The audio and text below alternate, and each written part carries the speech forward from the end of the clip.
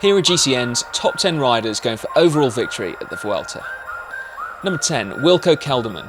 Young Dutchman Wilco Kelderman has had a very busy but incredibly consistent season so far.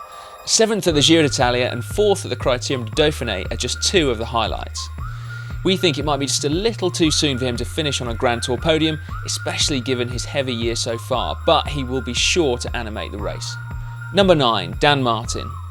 His year has been dominated by two cruel crashes that saw his early season objectives destroyed. The Vuelta, however, is the perfect opportunity to put that behind him.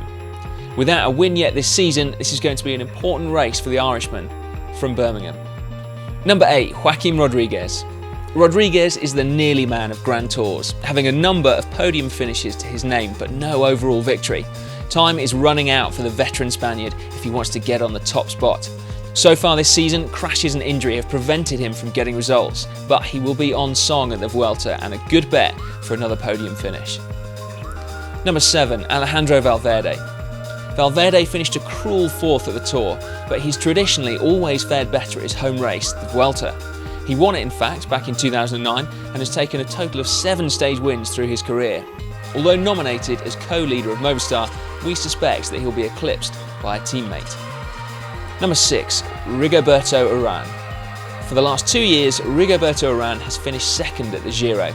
Judging by his tweets, Rigo seems to have been enjoying his time at home in Colombia since the Giro finished in May, but he gave a promising performance at the recent Tour de l'Ain, which suggests he may well be a contender in the hunt for a podium place.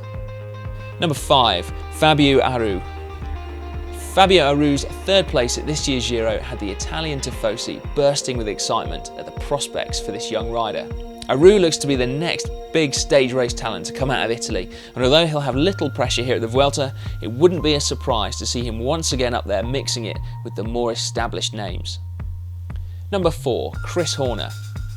Few expected it at the time, but at the Vuelta last year, Chris Horner made history. After a race-long battle with Vincenzo Nibali, Horner eventually emerged victorious and became the oldest ever winner of a Grand Tour at 42 years of age. He's had a rough ride since then. It took him until January to find a team for 2014, and in the spring he was involved in a heavy training crash which saw him hospitalised.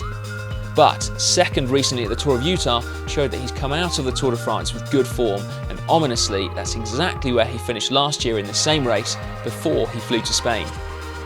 Number 3, Chris Froome. Having withdrawn from the Tour de France on stage 5, suffering the effects of several crashes, Chris Froome and his team Sky will both be looking to salvage a season which has been well below par by their illustrious standards. Froome is no stranger to the Vuelta. He shot to fame in this race by finishing 2nd in 2011 and returned the following year finishing 4th. There are question marks though as to whether he'll be able to find his form in time, but he's a class rider and extremely motivated. Number 2, Alberto Contador. Just a month after breaking his leg, Alberto Contador made the announcement that he will participate in his home tour, a race he last won in 2012. His form might not be good enough to go for the overall, so he says, but a stage win is certainly possible, particularly over the final mountainous week. And we think that a man of the calibre of Contador should never be discounted.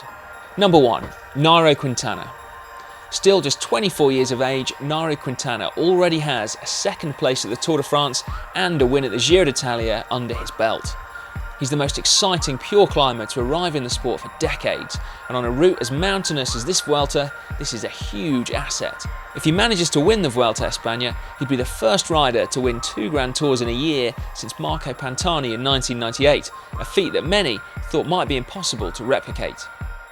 And even if you're not a super competitive person that likes to go on Strava, it's still a great way of keeping track of where you've been. Also, if you're a numbers geek like me, there are more than enough functions on here to keep you all satisfied.